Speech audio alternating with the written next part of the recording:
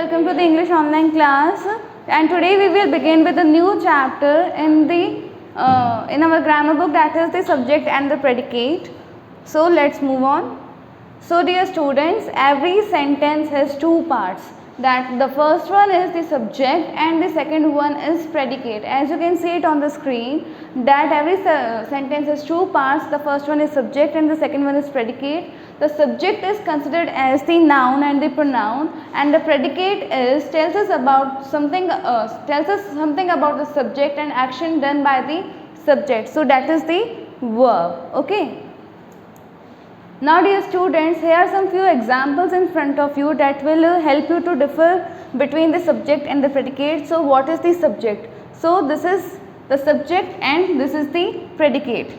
Subject tells the who or what a sentence is about. The predicate tells what the subject is or does. Okay. So what is the subject? The dog is the subject. Now what the dog is doing? That is the predicate. The dog barks at the cat.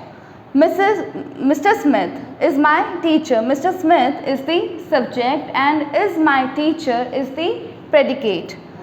Joe and Bob are the subject. Played at recess is the predicate. Our family is the subject. Went on vacation is the predicate. So dear students, subject tells the who or what a sentence is about, and predicate tells what the subject is or does.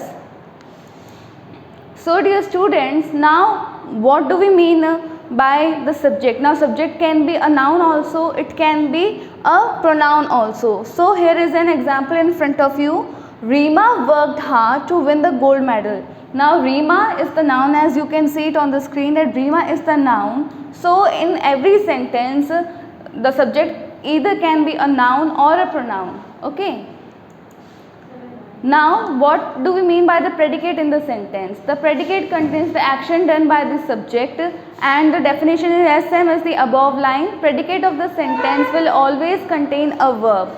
For example, Reema worked hard to win the gold medal.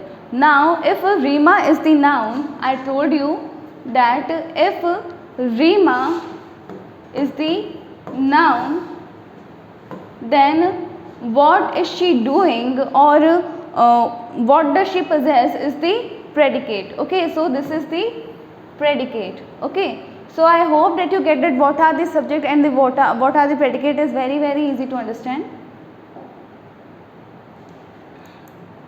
Now dear students, there are compound subject and compound predicates. How do we will come to know about the compound subject and the compound predicate?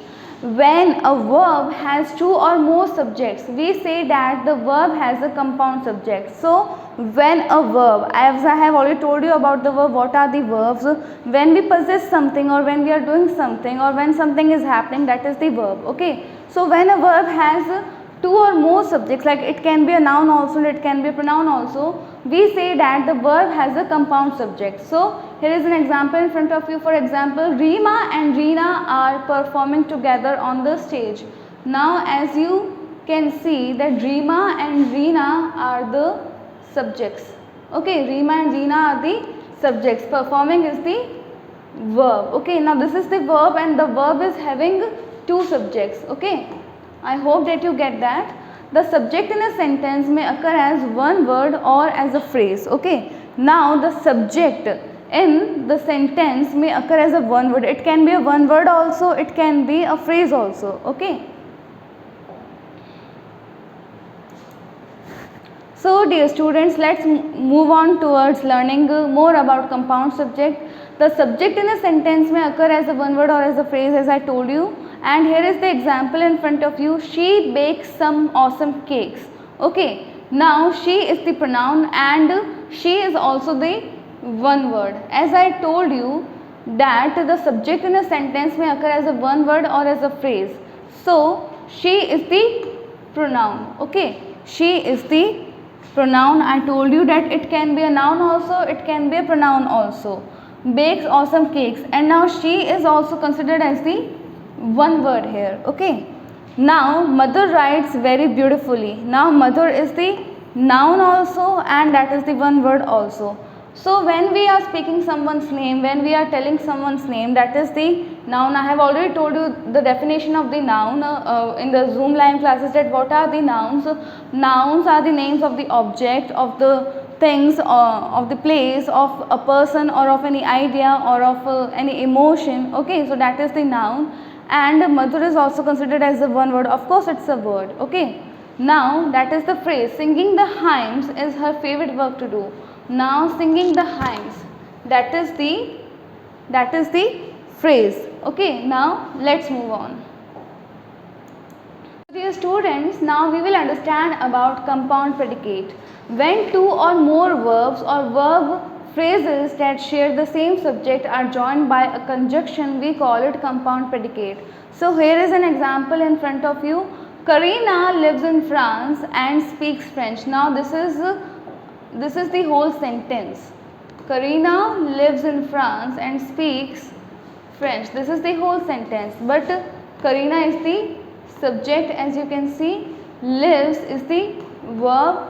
Okay, lives in France.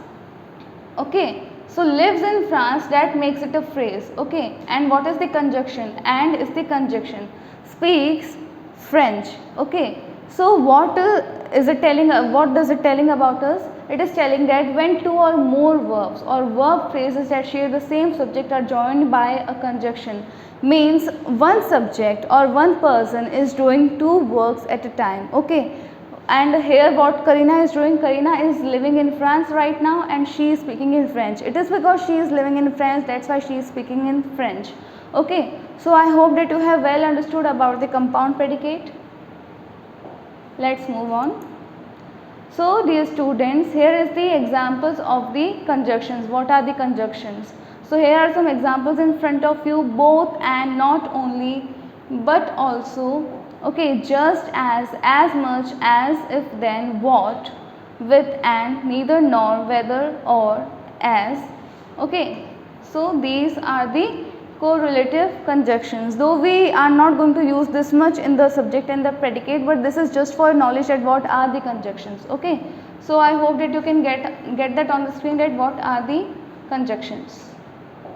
So let's move on. So dear students, here are some examples of subject and predicate in front of you. Simple subject and simple predicate. Jenny cooked dinner. Okay, now this is a simple subject and simple predicate because it is having a single subject and a single predicate, means Jenny is the only one in the sentence and she is doing only one work, means she is cooking the dinner. Okay, Jenny cooked dinner.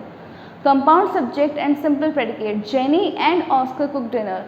Now why this? Here are the why this is the compound subject? This is the compound subject because there are two nouns.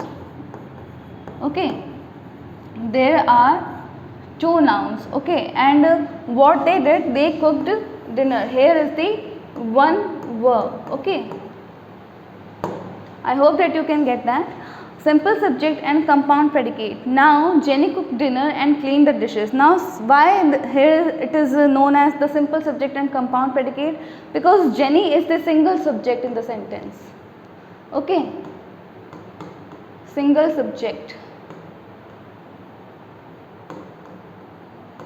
Okay, Jenny is the single subject and she is doing two works at a time. Jenny cooked dinner and cleaned the dishes. Okay, so she cooked the dinner also and she cleaned the dishes also. Okay, compound subject and compound predicate. Jenny and Oscar cooked dinner and cleaned the dishes. Now here are two subjects and two predicates. That's why the examples are the compound subject and compound predicate. Jenny and Oscar cooked dinner and cleaned the dishes. Like this is the verb. Cleaned, cooked are the second form of the verb, cook and clean. Okay, Jenny and Oscar. So Jenny and Oscar are two subjects. Okay, Jenny and Oscar are two subjects and there are two verbs. That's why this sentence is a compound subject and compound predicate. Okay, let's move on. So dear students, now we will learn how to identify the subject. The subject comes before the verb very often in the declarative sentences. So we are talking about the declarative sentences. Here is an example in front of you. Siddharth is my best friend. Siddharth is the subject and is the verb. Is also regarded as the helping verb or the auxiliary verb. Okay. So we are talking about the declarative sentences here that ends with a full stop. The subject comes before the verb very often in the declarative sentences. Okay. So this is the verb and it is also known as auxiliary verb or helping verb.